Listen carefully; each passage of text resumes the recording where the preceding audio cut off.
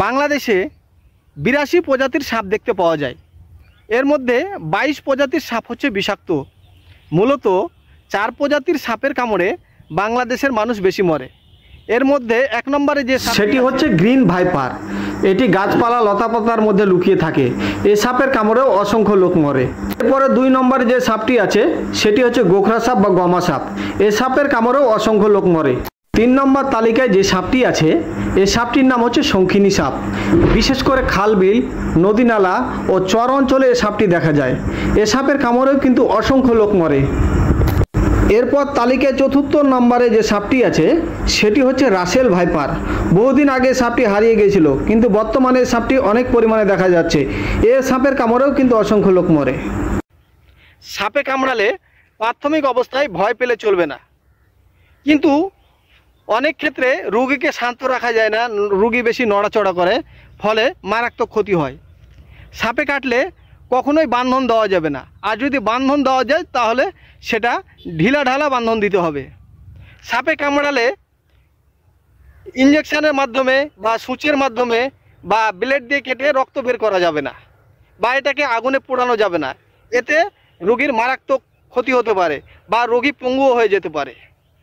সাপে কামড়ালে সবসময় রোগীকে বোঝাতে হবে যে তুমি মারা যাবে না। হ্যাঁ, সাপে কামড়ে যে ঠিক, কিন্তু তুমি, আল্লাহ যদি তোমার হায়াত রাখে তাহলে তুমি সুস্থ থাকবা। কিন্তু সাপে কাটলে আমরা সবসময় ওঝার কাছে নিয়ে যাই, কিন্তু এটা নিয়ে যাওয়া যাবে না, কারণ ওঝার কাছে যেতে যেতে অনেক দেরি হয়ে যায়। ফলে যে প্রাথমিক অবস্থায় যে চিকিৎসাটা পাওয়া দরকার ছিল সেই চিকিৎসাটা পেতে অনেক দেরি হয়ে যায়, ফলে রোগী মারা যায়।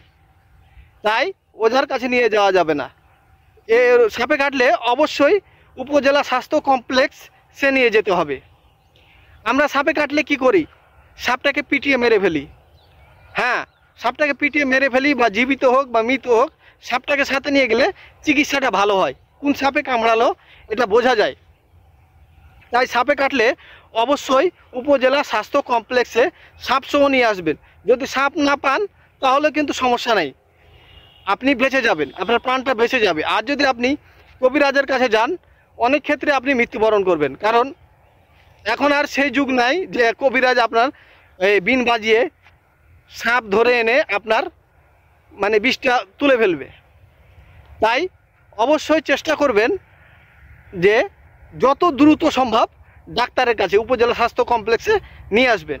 সাপে কাটলে আরও যে যে কাজগুলো করা যাবে না সেগুলো হলো আক্রান্ত স্থানে ঘি দেওয়া, মলম দেওয়া, ব্যথানাশক ওষুধ দেওয়া, এগুলো দেওয়া যাবে না। এগুলো দিলে আপনি পঙ্গু হয়ে যেতে পারেন। তাই আপনাকে সবসময় রোগীকে সাহস যোগাতে হবে যে সাপে কেটেছে ঠিক আছে, কিন্তু আপনি যে মারা যাবেন এ কথা কিন্তু ঠিক নয়। যদি সঠিক চিকিৎসা পান, যদি সৃষ্টিকর্তা আপনার হায়াত রাখে, তাহলে আপনি অবশ্যই বাঁচবেন। তাই রোগীকে সাহস যোগাতে হবে। আর এখন উপজেলা স্বাস্থ্য কমপ্লেক্সে, বেশিরভাগ উপজেলা স্বাস্থ্য কমপ্লেক্সে কিন্তু সাপে কাটার ওষুধ পাওয়া যায়।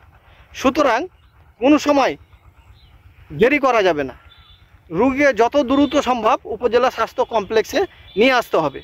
তাহলে নিয়ে আসেন যদি, তাহলে আপনার রোগীটি বেঁচে যাবে। সবাই জানেন যে একটি দুর্ঘটনা সারা জীবনের কান্না। তাই সবাইকে বলবো নিজে সচেতন হন এবং প্রতিবেশী, বন্ধুবান্ধব, আত্মীয় স্বজনদের সচেতন করুন। তো ধন্যবাদ বন্ধুরা, আজকে এখানেই রাখছি। আবার হয়তো দেখা হবে নতুন কোনো ভিডিওতে। সে পর্যন্ত সুস্থ থাকুন, ভালো থাকুন, খোদা হাফেজ।